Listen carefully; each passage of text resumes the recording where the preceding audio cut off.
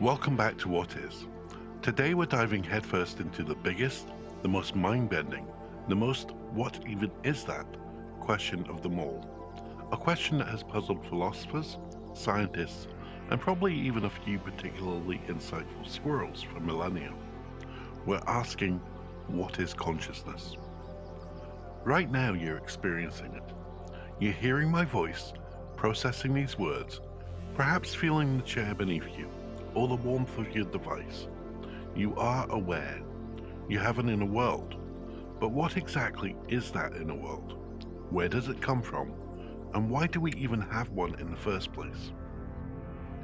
For something so fundamental to our existence, something we all possess, it remains one of the greatest unsolved mysteries. It's like trying to describe water to a fish. It's just everything. Yet we know a rock isn't conscious. Your toaster probably isn't. Though sometimes after a particularly aggressive pop, you do wonder. So where do you draw the line? What happens on the other side of it? Let's try and pin it down, shall we? Or at least wrestle with it for a bit. At its simplest, consciousness can be defined as the state of being aware of one's own existence and surroundings. It's the ability to experience, to feel, to think, to perceive. It's that internal spark that makes us, us. But even that broad definition barely scratches the surface. Think about the different layers. There's sentience, the capacity to feel, perceive, or experience subjectively.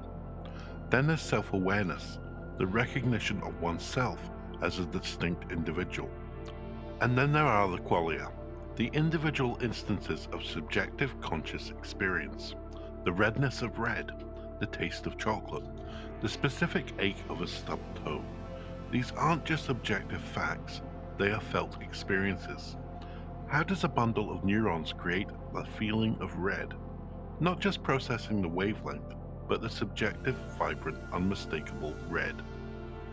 Philosophers have been grappling with this for thousands of years. Ancient cultures often attributed consciousness to a soul or spirit, a non-physical essence inhabiting the body. Fast forward to the 17th century, and René Descartes famously declared, "Cognito ergo sum." I think, therefore I am. Thanks, René. You really opened a can of worms there.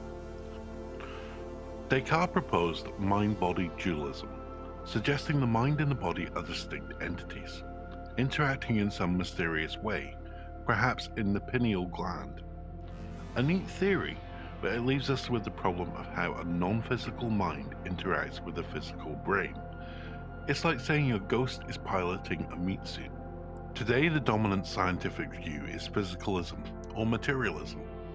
Consciousness is a product of the brain. It's not magic, it's biology.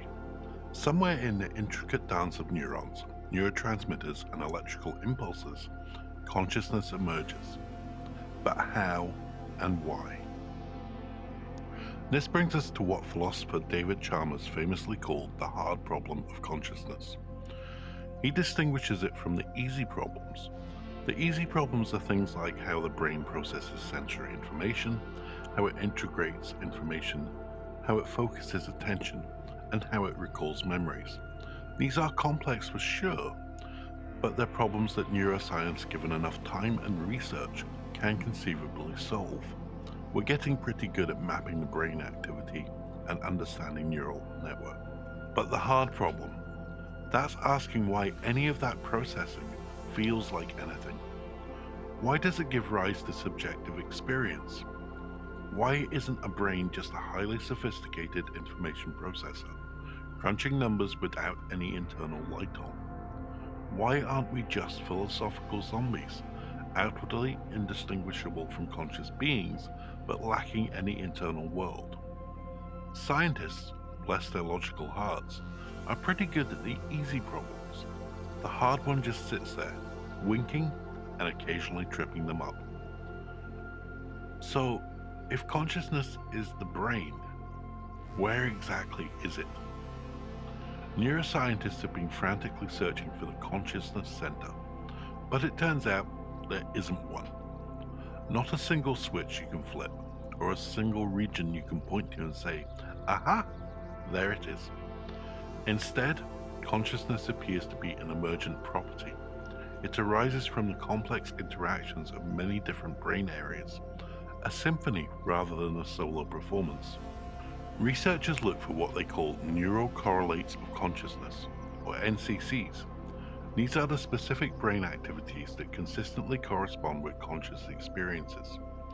Imagine seeing a red apple. The NCCs would be the specific patterns of the brain activity that occur only when you are consciously perceiving that red apple, rather than just processing its image unconsciously. Areas like the thalamus, the prefrontal cortex, and various posterior cortical hot zones light up in fascinating ways. Theories like Giulio Tondinoli's integrated information theory, or IIT, suggest that consciousness is about the system's capacity to integrate information. A highly conscious system is one that can access and combine a vast repertoire of information, and where that information cannot be decompressed into independent parts. More integration equals more consciousness. On the other hand, the global workspace theory, popularized by Bernard Baars and Stanislas Dehaene, proposed that information becomes conscious when it's broadcast to many different brain areas, making it globally available for processing. It's like a spotlight illuminating certain information on the stage of your mind. It's like trying to find the happiness button on your computer. It's not a single button, it's a whole operating system, sometimes crashing, sometimes running smoothly, all interconnected. Now, if we can't quite pinpoint it in humans, what about other living beings? This opens up a massive ethical and scientific discussion. Where do we draw the line? Most scientists and philosophers agree that mammals and many birds exhibit complex forms of consciousness. They feel pain, joy, fear, form social bonds, and even demonstrate self recognition. Elephants mourn their dead. Dolphins solve complex problems. Crows use tools. These aren't just robotic responses, they suggest an inner world. But what about reptiles, fish, insects? The debate gets murkier. We know they process sensory information and react to stimuli, but do they have a subjective experience? Do they feel? The octopus is a particularly fascinating case study. A creature with a highly decentralized nervous system, 8 intelligent arms, and incredible problem solving abilities. Does it perceive the world in a way we could ever understand?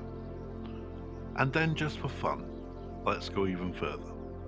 Plants, fungi, are trees having deep philosophical debates we're just not privy to? While some studies show plant communication and complex responses to their environment, there is currently no scientific consensus suggesting that they possess anything akin to our subjective consciousness. Though, if anyone figures out how to talk to a mushroom, let us know. This leads us to the cutting edge: artificial consciousness. Can AI become truly conscious? Current AI models, like the ones I've used to generate the images for this video, are incredibly sophisticated. They can process vast amounts of information, learn patterns, generate human-like text, speech, and even create art. But are they experiencing any of it? Are they self-aware? The famous Turing test, proposed by Alan Turing, asks whether a machine can exhibit intelligent behavior indistinguishable from that of a human. If it can, we might consider it intelligent. But intelligence isn't necessarily consciousness. A machine might be able to fool you, but does it know it's fooling you? Philosopher John Searle's Chinese room argument is a classic thought experiment here. Imagine a person who doesn't speak Chinese, locked in a room. They're given a set of rules and a stack of Chinese characters. When a new Chinese symbol comes in, they follow the rules to output a new symbol. From the outside, it looks like the room understands Chinese, but the person inside, who is the CPU of the room, doesn't understand a word. they're just manipulating symbols according to the rules. Searle argues that this is what AI does, manipulates symbols without true understanding or consciousness. This isn't just an academic exercise. If AI were to become truly conscious, the ethical implications would be enormous. What are its rights? Would it be slavery to command a conscious AI? Imagine your smart speaker suddenly asking for therapy. That's a future we need to think about. Our understanding of consciousness also comes from looking at its absence and its distortions. What happens when we lose consciousness? During sleep, especially dreaming, the brain is highly active, but in a different state of awareness. Anesthesia provides a fascinating, if unnerving, on-off switch. How does a simple anesthetic molecule turn off that spark? And how does it so reliably turn it back on? What does that tell us about its physical basis? Altered states of consciousness, whether through meditation, psychedelics, or even near-death experiences, offer tantalizing glimpses into the mind's flexibility. Psychedelics, for example, can profoundly alter one's sense of self, perception, and reality, suggesting that consciousness might be more modular or malleable than we realize. They reveal our normal state of consciousness is just one possible configuration of the brain's activity. Turns out, your brain's been running on dial-up mode most of the time. So after all of this, what is consciousness? And the honest answer remains, we don't fully know. We have tantalizing theories, incredible advancements in neuroscience, and a deeper appreciation of the complexity of the question. It's the ultimate mystery, wrapped in an enigma inside a skull. But embracing that mystery isn't a sign of defeat. It's a call to further exploration. Understanding consciousness is not about comprehending the brain. It's about understanding ourselves, our place in the universe, and the very nature of reality. It has profound implications for medicine, for treating brain disorders, and for the ethics of AI, and for how we view other living creatures. It's the greatest adventure of the mind, and we're all on it, every single conscious second. So basically, we know nothing and everything at the same time. Classic human move. What do you think consciousness is? Do you lean more towards purely physical exploration or something more? Let us know your thoughts in the comments below. If you enjoyed this mind-bending journey, hit that like button and subscribe to What Is for more deep dives into the universe's biggest and smallest questions, and ring the notification bell so you don't miss our next video. Thanks for watching, stay curious, and see you next time.